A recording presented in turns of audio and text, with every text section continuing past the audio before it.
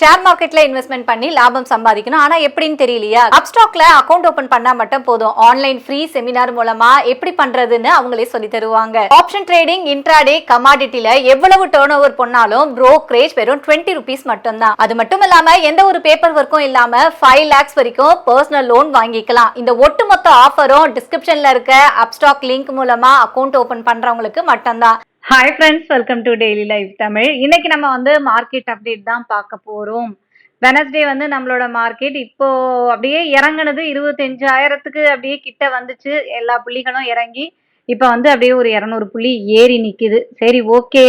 இப்போ மார்க்கெட்ல என்ன நடந்துட்டு இருக்கு? இப்போ ட்ரம்ப் வரி போட்டாரா இல்லையா, அந்த பிரச்சனைலாம் ஒரு பக்கம் போயிட்டு இருக்கு. நம்மளோட பொருளாதார ரீதியா நம்மளோட இந்தியா எப்படி ஸ்ட்ராங்கா இருக்கா, என்ன இந்த விஷயங்கள்லாம் பேசலாம். ரோல்ராஜன் சார் இருக்காங்க. வணக்கம் சார். வணக்கம் சார். மார்க்கெட் இப்போ கொஞ்சம் பரவாயில்ல, திருப்பியும் ஒரு 200 பாயிண்ட் ஏறிடுச்சு. ஆனா அந்த 25 தாண்டி அந்த 26க்குள்ளேயே தான் இப்படி சுத்திக்கிட்டு இருக்கு. ஓகே சார், இப்போ ட்ரம்ப் போட்ட அந்த வரின்றது இன்னும் ஸ்டார்ட் ஆயிடுச்சா, இல்ல இன்னும் பேச்சுவார்த்தை தான் நடத்திக்கிட்டு இருக்காங்களா? நம்மளோட மார்க்கெட் ஏன் ஏறி ஏறி இறங்கிக்கிட்டு இருக்கு சார்? ஒரு நல்ல கேள்வி இது, முக்கியமான நேரமும் கூட. ஏன் அப்படின்னு சொன்னா, இப்போ அந்த ட்ரம்ப்போட அந்த வரி அந்த குறிச்ச நாள் அப்படின்றது இப்ப என்ன ஆச்சு, எல்லாத்தையுமே ஆகஸ்ட் 1க்கு தள்ளி போட்டிருக்காரு. முதல் விஷயம், சில கண்ட்ரீஸ்க்கு அவர் ஏற்கனவே அனௌன்ஸ் பண்ணிட்டார். ஒரு 14 கண்ட்ரீஸ்க்கு மேல டாக்ஸ் அனௌன்ஸ் பண்ணிட்டார். Japan, south Korea, Indonesia, Vietnam, அப்புறம் கனடா, பிரேசில், இந்த மாதிரி கண்ட்ரீஸ்க்கெல்லாம் அனௌன்ஸ் பண்ணிட்டாங்க. அவர் அனௌன்ஸ் பண்ணதுக்கு பதிலுக்கு அவங்க என்ன பண்ண போறாங்க அப்படின்றது அடுத்த ஒரு கேள்வியா நிக்குது. அது கூட அவர் 1 ஆகஸ்ட்ல தான் அதை இம்ப்ளிமெண்ட் பண்ண போறோம் அப்படின்னு சொல்லியிருக்காரு. அப்படின்னா திரும்பவும் ஒரு 2 வாரம் கேப் ஒன்று கொடுக்குறாரு. திரும்பி அவங்க பேச்சுவார்த்தைக்கு வரலாம், இல்லை ஏதாவது ஒன்று அதை நெகோஷியேட் பண்ணுவாங்களோ அப்படின்ற மாதிரியான ஒரு எதிர்பார்ப்பும் அது இருக்கு. இமீடியட்டான இம்ப்ளிமெண்டேஷன் வரவில்லை, அதனால மார்க்கெட் உடனே அதுக்கு ரியாக்ட் பண்ணவில்லை. அதே மாதிரி இந்தியாவை எடுத்துக்கிட்டீங்க அப்படின்னு சொன்னாலும் இன்னும் நெகோசியேஷன் போயிட்டு இருக்கு. குறிப்பா இந்தியா ஒரு புள்ளியில ரொம்ப ஸ்ட்ராங்கா இருக்கிறாங்க. குறிப்பா அக்ரிகல்ச்சரல் ப்ராடக்ட்ஸ், அதுல அமெரிக்காவை உள்ள விடுறதுக்கு தயாரா இல்லை அப்படின்றதான். ஏன்னா நம்ம மக்கள் தொகை பெரும்பான்மை அதிகமான உள்ள ஒரு நாடு, விவசாயத்தை பெரும்பான்மையை நம்பி இருக்கிற நாடு. அப்போ இந்த பால் சம்பந்தமான ஒரு வியாபாரம் பண்ணக்கூடிய இந்த மாதிரி எல்லாம் எடுத்தீங்கன்னா சிறு வியாபாரிகள், அந்த மாதிரியான விவசாயிகள்லாம் நிறைய இருப்பாங்க. இப்போ யூஎஸ் மாதிரியால உள்ள விட்டோம் அப்படின்னு சொன்னா அவங்களுக்குலாம் வாழ்க்கை அந்த அடிப்படை ஆதாரம்ன்றது பாதிக்கப்படும். அதனால அது பொருளாதார ரீதியாக தனிநபர் வருமானம் பாதிக்கப்படும், தாண்டி அது பொலிட்டிக்கலாகவும் கவர்மெண்ட்டுக்கு ஒரு பெரிய சிக்கலை உருவாக்கும். அது ஓட்டு அவங்கள பாதிக்கும் அப்படின்னு கூட நம்ம இன்னொரு கோணத்துல பார்க்க வேண்டியிருக்கு. அதனால ரொம்ப விடாப்படியா இந்தியா இந்த மாதிரியான ஃபீல்டுல அவங்க கொஞ்சம் விடாப்படியா நிக்கிறாங்க. பட் அமெரிக்காவும் முடிஞ்ச வரைக்கும் ப்ரெஷர் போடுறாங்க, எங்களை விடுங்க உள்ள அப்படின்னு சொல்லிட்டு. ரெண்டாவதா ஏற்கனவே நம்ம சொன்ன பிரகாரம் அந்த ஜெனட்டிக்கலி மாடிஃபைடு அக்ரிகல்ச்சர் ப்ராடக்ட்ஸ் எல்லாம் இந்தியா பொறுத்த வரைக்கும் தாக்கத்தோட தான் இருக்கிறாங்க. அப்படி இப்படி தள்ளிகள் ஏதோ 1-2 உள்ள வந்துட்டு தான் இருக்குன்னு வைங்களேன். ஆனாலும் கூட அந்த இடத்துல இன்னும் கொள்கை ரீதியாக நம்ம அதை உள்ள விடுறதுக்கு பெரிய ரெஸ்ட்ரிக்ஷன் இருக்கிறத நம்ம பார்க்குறோம். அதனால அந்த இடத்துல ஒரு தடைக்கல் இருக்குது. அதை தாண்டி இன்னும் நிறைய பேச வேண்டியிருக்கு, ஃபார்மா சைட்லையும் பேச வேண்டியிருக்கு. ஸோ மற்றபடி லேபர் இன்சென்டிவ் ஏரியாஸ் எல்லாம் நாங்கள் ரொம்ப குறைஞ்ச விலைக்கெல்லாம் கொடுப்போம் அப்படின்ற மாதிரிலாம் இந்தியா உள்ள இறங்கி பேசிட்டு இருக்கிறாங்க. டெக்ஸ்டைல் மாதிரியான விலைகள். ஆனால் மெட்டல் இன்னும் பெரிய அளவில் பாதிக்கப்பட்டுட்டு தான் இருக்கு. அவர் இன்னும் ஒரு வரியை கூட்டிக்கிட்டே தான் போயிருக்கிறார் மெட்டலை பொறுத்த வரைக்கும். ஸோ இந்த நிலைமையில ட்ரம்ப் ஃபேக்டர் அப்படின்றது இப்போ கொஞ்சம் ஓரங்கட்டி இன்னும் ஒரு 2 வாரத்துக்கு தள்ளி போட்டு பார்க்குற மாதிரி தான் இருக்கிறதா நாம் எடுத்துக்கொள்ளலாம். அது ஒன்று. அதுக்கு அடுத்தபடியாக அப்படின்னு நம்ம பார்க்கும்போது இப்போ இந்தியாவில் Q1 ரிசல்ட்ஸ் அப்படின்லாம் வர ஆரம்பிக்குது. இது வரைக்கும் Q1 ரிசல்ட்ஸ் வந்த வரைக்கும் அப்படி பெரிய ஒரு சூப்பர் டூப்பர் ரிசல்ட்டா இல்லை அப்படின்றதும், அதுக்குன்னு கடும் மோசம்னு சொல்ல முடியாத மாதிரி இருந்துகிட்டு இருக்கு. அதனால மார்க்கெட் இதை எப்படி பார்க்கறதுன்றது கொஞ்சம் முயற்சிக்கிட்டு இருக்கு. இன்னும் கொஞ்சம் நிறைய ரிசல்ட் வரட்டும், ஹெவி வெயிட்ஸ் எல்லாம் வரட்டும் அப்படின்னு வெயிட் பண்ணிட்டு இருக்க மாதிரி தான் நம்ம பார்க்குறோம். இந்தியாவை பொறுத்த வரைக்கும் அப்படின்னு பார்த்தீங்கன்னா பொருளாதார ரீதியாக மிக மிக வலிமையான ஒரு இடத்துல இருக்கு. வலிமையான ஒரு இடம் அப்படின்னு நம்ம சொல்லும்போது இந்தியாவை பொறுத்த வரைக்கும் அதனுடைய வட்டி விகிதம் அப்படின்றது குறைக்க ஆரம்பிச்சிருக்காங்க, ஏற்கனவே தெரியும் உங்களுக்கு. ஸோ அந்த குறைப்பு அப்படின்றது பங்கு சந்தைக்கு நல்லது. அப்போ அந்த பிஸ்னஸ் பண்றவங்களுக்குலாம் ரொம்ப நல்ல ஒரு விஷயம். வரக்கூடிய காலங்கள் இன்னும் குறைப்பாங்கன்றதும் ஒரு பாசிட்டிவான ஒரு விஷயமா பார்க்கிறோம். பருவமழையும் இப்போ நல்லா பெஞ்சிட்டு இருக்கு, நிறைய டேம்லாம் தண்ணி சேர்ந்துட்டு இருக்கிறதுன்றதும் இன்னொரு பக்கம். இந்தியாவை பொறுத்த வரைக்கும் கச்சா எண்ணெய் விலை அப்படின்றது மிகப்பெரிய பிரச்சனையாக தான் இருந்துகிட்டே வரும் பொதுவாக. ஆனால் இன்னைக்கு தேதிக்கு ரொம்ப குறைஞ்சு ரொம்ப சாதகமான ஒரு நிலையில இருக்கு. பிரெண்ட் க்ரூட்லாம் பார்த்தீங்கன்னா $68 இருக்கிறத நம்ம பார்க்குறோம். ஸோ இது இந்தியாவை பொறுத்த வரைக்கும் ஒரு குளோபல் சிச்சுவேஷன்ல நமக்கு ஃபேவரா இருக்கக்கூடிய ஒரு விஷயத்தை நம்ம பார்க்கணும். இன்ஃபிளேஷன் கிட்டத்தட்ட பார்த்தீங்கன்னா தொடர்ந்து 8 மாசமா அப்படின்றது குறைஞ்சிக்கிட்டே வந்திருக்குது அப்படின்றது இந்திய பொருளாதாரத்துக்கு ஒரு வலுவான இடத்துல இருக்கிறத நம்ம பார்க்குறோம். ஸோ இந்த மாதிரி ஒரு நிலைமையில ஏன் இந்திய பங்கு சந்தை கொஞ்சம் தள்ளாடுது அப்படின்னு பார்க்கும்போது எகெயின் வேல்யூவேஷன் அப்படி எடுக்க வேண்டியிருக்கு. இப்போ நம்மளுடைய வேல்யூவேஷன் பார்த்தீங்கன்னா நம்ம எங்க இருக்கிறோம், 26,277 உச்சம் நினைக்கிறேன். அதுக்கு கிட்ட தான் கொஞ்சம் தள்ளி தான் இருக்கிறோம் இல்லையா. ஒரு அப்பு பிடிச்சதுன்னா ஒரு வாரத்துல 1000 பாயிண்ட் சாதாரணமாக ஏறி இறங்குறத நம்ம பார்க்குறோம். அதனால எந்த நேரத்திலுமே நம்மளுடைய பழைய உச்சத்தை தொடர்றது பெரிய விஷயம் இல்லை. ஆனாலும் இப்ப இருக்கிற நிலைமையில நம்மளுடைய ஸ்டாக்ஸோட விலைகள் அப்படின்றது மிகவும் அதிக விலையில் இருக்கிறது, பிரீமியத்துல ட்ரேட் ஆயிட்டு இருக்கு அப்படின்ற ஒரு கோணத்திலும் இது பார்க்கப்பட்டு கொண்டிருக்கிறத நம்ம பார்க்கிறோம். கூடவே எஃப்ஐஸ்ன்னு சொல்லக்கூடிய அந்நிய நிதி நிறுவனங்கள் இவங்கெல்லாம் பாத்தீங்க அப்படின்னா இந்த மாசத்தை பொறுத்த வரைக்கும் நெட்டா விற்கிறவங்களா தான் இருக்கிறாங்க அப்படின்றத நம்ம பார்க்க வேண்டியிருக்கு. இப்போ அந்நிய நிதி நிறுவனங்கள் தொடர்ந்து விற்பது என்பது சந்தையில ஒவ்வொரு ஏற்றம் வரும்போது என்ன நடக்கும், அந்த இடத்துல ஒரு ஸ்பீட் பிரேக் போட்ட மாதிரி அங்க தடுக்கப்படுவதை நம்ம பார்க்கிறோம். ஸோ இந்த மாதிரி ஒரு நிலைமையில அந்நிய நிதி நிறுவனங்கள் திரும்ப வாங்காத வரைக்கும், வாங்குறது அப்படின்னு சொன்னா 100 கோடி வாங்குறாங்க, 1500 கோடி விற்கிறாங்க, திடீர்னு 5000 கோடி விற்கிறாங்க. இந்த மாதிரி அவங்க வாங்குறதெல்லாம் 200 கோடி 100 கோடி 300 கோடி விற்கிறதுன்னு வரும்போது 5000 கோடி 2000 கோடி 1500 இப்படி விற்கிறாங்க. அதனால அவங்களுடைய விற்பனை என்பது சில தினங்களில் நிகழ்ந்தாலே என்ன ஆயிடுது, அவங்க வாங்கினதை தாண்டி இப்போ 11,778 கோடி கிட்ட நெட்டா விற்பவராக இருக்கிறத நம்ம பார்க்குறோம்.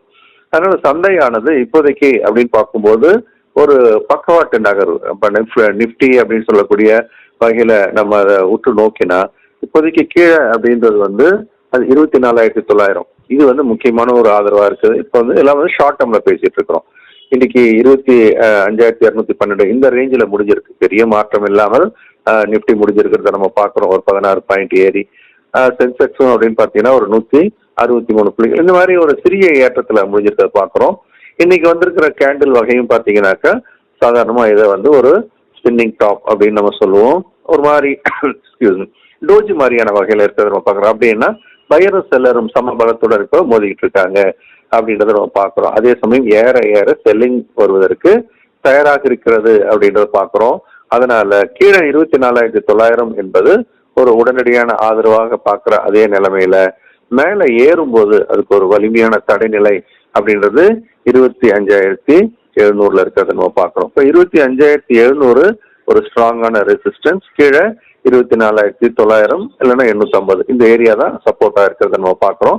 அதனால இப்ப இருக்கிற சூழல்ல அது ஒரு பக்கவாட்டு நகர்வுல தான் இன்னும் கொஞ்சம் நாளைக்கு சுத்தறதுக்கான வாய்ப்பு உண்டு. அடுத்து மேக்ரோ ஃபேக்டர்ஸ் ஏதாவது என்ன வரணும், சந்தையை வழிநடத்தக்கூடிய அளவுக்கு வரணும்.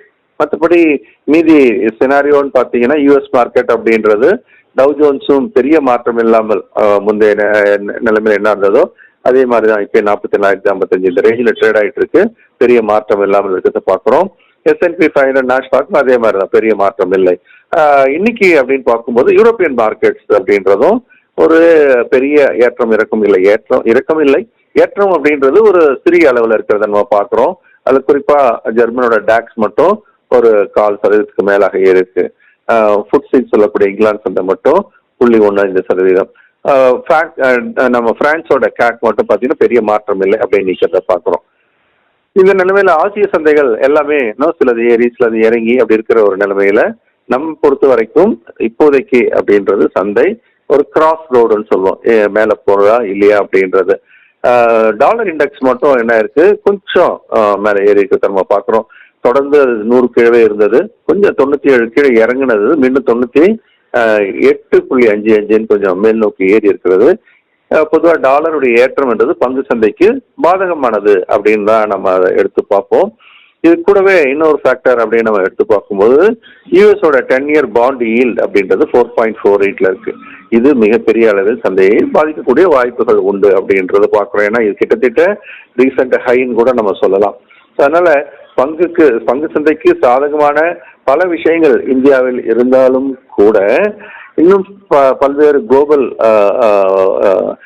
காரணிகள் அப்படின்னு சொல்லலாம். குளோபல் எக்கனாமிக்கல் ஃபேக்டர்ஸ் எல்லாமே இன்னும் வந்து ஒரு லிக்விட் ஸ்டேஜில் இருக்கு, நிச்சயமற்ற தன்மையில் இருந்து கொண்டிருப்பதனால சந்தை மேலே போவதற்கு மிகவும் தயக்கம் காட்டி வருகிறது. மேலே போறதுக்கான வாய்ப்புகளும் இருக்கு. ஆனா ஒவ்வொரு ஏற்றத்திலும் 200-250 பாயிண்ட் ஏறினா ஹெவி செல்லிங் வர்றதுக்கான வாய்ப்பு இருக்கு. அதை நம்பி வாங்கி நான் மாட்டிக்கிட்டேன்னு யாரும் சொல்லக்கூடாதுன்றதுக்காக ஒரு எச்சரிக்கையாகவும் நம்ம இதை சொல்றோம். Okay sir. ஸோ செக்டார்ஸ் எல்லாம் எப்படி இருக்கு சார் இப்போ இருக்கிற இந்த சுச்சுவேஷன்ல? ஸோ இன்னைக்கு பொறுத்த வரைக்கும் பார்த்தீங்க அப்படின்னா செக்டார்ஸ் அப்படின்றது ஏறக்குறைய இந்த செக்டார் ரொட்டேஷன் அப்படின்னு சொல்ற மாதிரி தான் இருக்கு. எதெல்லாம் முன்னாடி இறங்க ஆரம்பிச்சது, ஆட்டோலாம் நல்லா அடிப்பிடிச்சு இறக்குனாங்க, இப்போ கடகடன்னு கொஞ்சம் ஏற ஆரம்பிச்சாச்சு. அது மாதிரி பேங்கிங் செக்டார் வந்து விடாப்படியாக கொஞ்சம் தன்னை தூக்கி மேலே நிறுத்திக்க முயற்சி பண்ணுது. இது வரைக்கும் நல்லா ஏறிட்டு இருந்த ஃபார்மா செக்டார்ல ப்ராஃபிட் புக்கிங் வர ஆரம்பிச்சதை நம்ம பார்க்குறோம். இது வரைக்கும் இறங்கிட்டு இருந்த ஐடி செக்டார்ல இப்போ கொஞ்சம் ஃப்ரெஷ் பையிங் வர்றதை நம்ம பார்க்குறோம். அந்த மாதிரி எதெல்லாம் முன்னாடி ஏறிச்சோ சில தினங்களுக்கு முன்பாக அதெல்லாம் ப்ராஃபிட் புக்கிங்கும், எதெல்லாம் கீழே இறங்கிச்சோ அதெல்லாம் ஒரு ஃப்ரெஷ் பையிங்கும் வந்துட்டு இருக்கிறத நம்ம பார்க்குறோம். அதே நேரம் நம்ம இந்த மிட் அண்ட் ஸ்மால் கேப் அப்படின்ற ஒரு நிலவரத்தையே நம்ம பார்த்தோம் அப்படின்னு சொன்னா ஏறக்குறைய அதுவும் வந்து ஓரளவுக்கு ஏற்றத்துடன் தான். அதாவது மார்ஜினலி அப். ஸ்மால் கேப் வந்து 0.03%, மிட் கேப் வந்தது 0.1%. ஏன்னா பெரிய மூலவரை நவர முடியாது நிற்கிறாரு அப்படின்றது ஒன்று. அதனால மிட் கேப் ஸ்மால் கேப்பும் அதை ஒட்டி மெல்லமா கொஞ்சம் கொஞ்சம் நகர்ந்துட்டு இருக்கு. இப்போ எல்லாமே ஸ்கிரிப்ட் ஸ்பெசிபிக் மூவ்ஸ்ன்னு சொல்லுவோம்.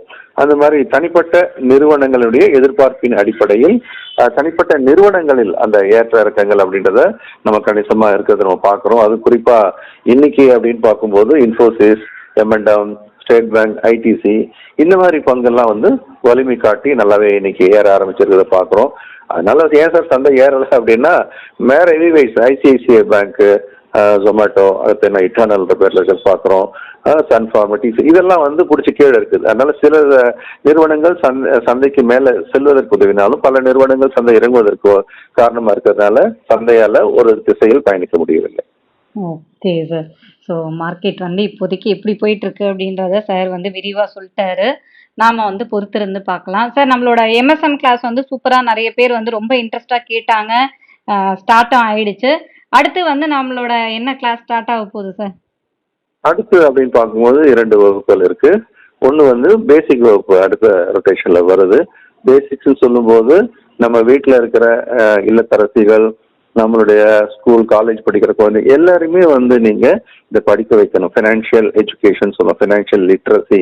எல்லாருமே நம்ம வந்து நிறைய காசு செலவு பண்ணி ஸ்கூல் சேர்க்கிறோம், காலேஜ் சேர்க்கிறோம், எப்படியா வேலைக்கு போகணும்னு வைக்கிறோம். ஆனா வேலைக்கு போய் அதுக்கப்புறம் அந்த சம்பாதிக்கிற பணத்தை எப்படி ஒரு பேசிவ் இன்கமா பெருசா மாத்தணும். எப்பயுமே பேசிவ் இன்கம் தான் பணக்காரர் ஆக்கும்.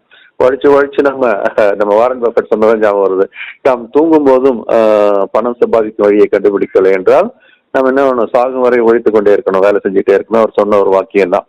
அதனால அதுல இருந்து விடுபடணும் அப்படின்னு சொன்னா எல்லாருமே நம்ம குடும்பத்தில் இருக்கிற எல்லா உறுப்பினர்களுமே என்ன பண்ணணும், பேசிவ் இன்கம் கத்துக்கணும் அப்படின்றதுதான். அது பேசிவ் இன்கம் சரியான இடம் ஸ்டாக் மார்க்கெட் தான். அதுல பேசிக்ஸ் ஸ்கிராச்ல இருந்தே சொல்லி தரோன்றதுனால எல்லாருமே படிக்க வைக்கணும். பாக்குற நேயர்களும் தங்களுடைய குடும்ப உறுப்பினர்கள், ஃப்ரெண்ட்ஸ், ரிலேட்டிவ்ஸ் எல்லாருக்குமே அவங்கள படிக்க வைக்கணும். இது ஞாயிற்றுக்கிழமையில தான் நடக்குதுன்றதுனால காலையில் 9:30 ஆரம்பிச்சு 1:30 முடியுது. ஆன்லைன்ல தமிழ்ல நான் தான் எடுக்கிறேன்.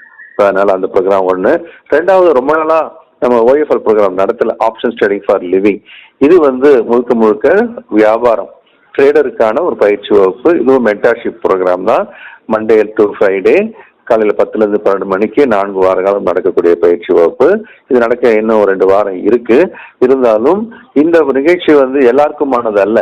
நீங்க வந்து நான் ஒரு இன்வெஸ்டர் சார் இதெல்லாம் பண்றது இல்லைன்னா வர வேண்டாம், பண்ணக்கூடாது. அதே சமயம் நான் வந்து ஏற்கனவே ஆப்ஷன்ஸ்லாம் வாங்கி வித்து ஏதோ பண்ணிட்டு இருக்கிறேன் அப்படின்னு சொன்னா அதை முறையா பண்றது எப்படி ஹெட்ஜ்டு போர்ட்ஃபோலியோ கிரியேட் பண்ணணும். ஸ்டாக் நம்ம வந்து ஆப்ஷன்ஸ்ல ட்ரேட் பண்ணும்போது நெக்ஸ்ட் ட்ரேட்ஸ் பண்றதுக்கு பதிலாக ஹெட்ஜ்டு ட்ரேடிங்ஸ் பண்ணும்போது நம்ம வந்து ரிஸ்க்கை நல்லா குறைச்சி பொறுமையா நிதானமா இருந்து எப்படி அதை பண்றதுன்றதுக்கான பல ஸ்ட்ராட்டஜிஸ் நம்ம படிப்போம். ப்ராக்டிக்கலாகவும் நம்ம இம்ப்ளிமெண்ட் பண்ணுவோம். இதுதான் ஓஎஃப்எல் ப்ரோக்ராம். இதுவும் நான் சொன்ன மாதிரி 4 வார காலம் 10 to 12 லைவ் மார்க்கெட்லேயே பண்ணுவோம். Okay sir. ஸோ இந்த 2 கிளாஸஸ்மே நீங்கள் வந்து ஜாயின் பண்ணோம் அப்படின்னு நினச்சிங்கன்னா ஸ்க்ரீனில் இருக்க நம்பருக்கு இமீடியட்டாக காண்டாக்ட் பண்ணுங்கள். இல்லைன்னா நீங்கள் வந்து வாட்ஸ்அப் பண்ணிட்டா கூட உங்களுக்கு வந்து கிளாஸ் டீட்டெயில் கொடுத்துருவாங்க. Thank you sir. நன்றி, வணக்கம். ஓகே ஃப்ரெண்ட்ஸ், மறுபடியும் அடுத்த வீடியோல பார்க்கலாம். ஷேர் மார்க்கெட்ல இன்வெஸ்ட்மெண்ட் பண்ணி லாபம் சம்பாதிக்கணும், ஆனா எப்படின்னு தெரியலையா? அப்ஸ்டாக்ல அக்கவுண்ட் ஓபன் பண்ணா மட்டும் போதும். ஆன்லைன் ஃப்ரீ செமினார் மூலமா எப்படி பண்றதுன்னு அவங்களே சொல்லி தருவாங்க. ஆப்ஷன் ட்ரேடிங், இன்ட்ராடே, கமாடிட்டில எவ்வளவு டர்ன் ஓவர் பண்ணாலும் brokerage வெறும் 20 rupees மட்டும் தான். அது மட்டும் இல்லாம எந்த ஒரு பேப்பர் ஒர்க்கும் இல்லாம 5 lakhs வரைக்கும் பர்சனல் லோன் வாங்கிக்கலாம். இந்த ஒட்டுமொத்த ஆஃபரும் டிஸ்கிரிப்ஷன்ல இருக்க அப்ஸ்டாக் லிங்க் மூலமா அக்கவுண்ட் ஓபன் பண்றவங்களுக்கு மட்டும்தான்.